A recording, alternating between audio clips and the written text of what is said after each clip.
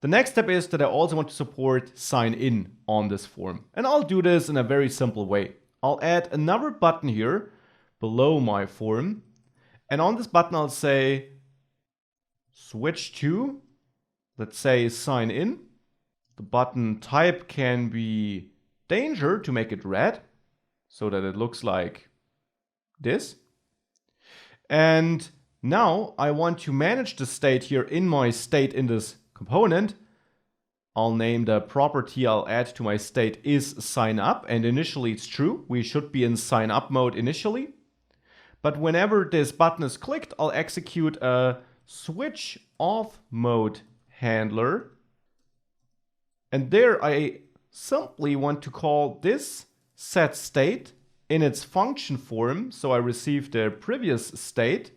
And in that function, I return the object which gets merged with the old state. And there I'll set is sign up equal to what previous state is sign up was not. So I'll add an exclamation mark in front of previous state is sign up so that I basically switch the values. Now to also reflect this on the UI, I'll override this hard-coded caption here and I'll not switch to sign in, but I'll check if this state is sign up. If it is, then I'll output a string sign in because we want to switch to sign in if the current state is sign up. And otherwise, I'll switch to sign up like this. With that in place, I'll distribute this over a new line because I want to add the clicked property the button knows. We can check the button component to see that. Props clicked is called when onClick is registered on the native button. So there on clicked, I now want to execute my off method handler, switch off method handler. With that, if I save this, now we can switch between the two methods. Of course, this doesn't do anything. For this to have any effect, we need to do something different on the submit handler.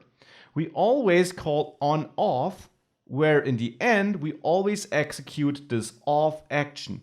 And that actually is fine. I just expect to get a third argument here. That's the method, for example, if it's sign up or sign in.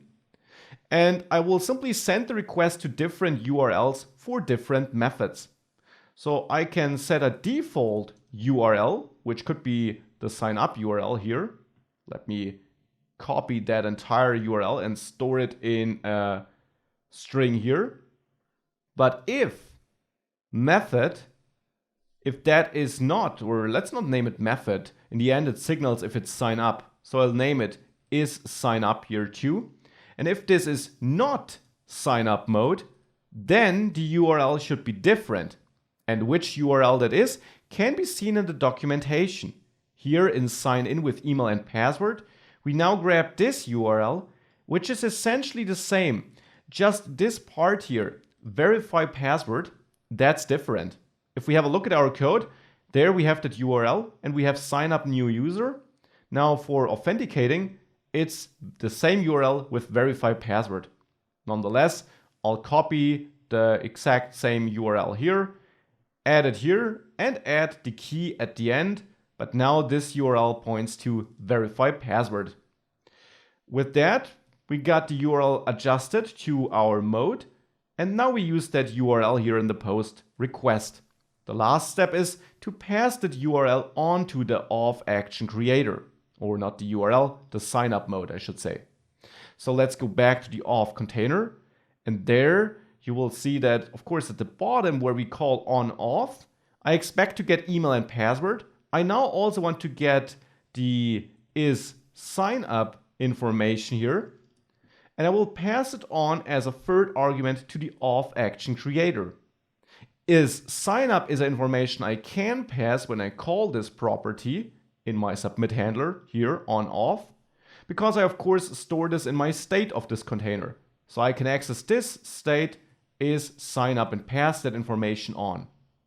With that, if we save all files and we go back to our application, we see that by default, if I use the same email address as before, we should get an error because that email address is already in use. We can confirm this in Redux if we check auth fail. If we have a look at the action, the error we pass on there, if we switch this to the right, The error we pass on in the response has a data where it clearly says email exists. However, if I switch to sign in and I submit, we see success and we get back auth data with the token and so on, because we successfully do sign in here. So we can switch. This is all working. With that, the next step is of course to store that token so that we can also use it in the future.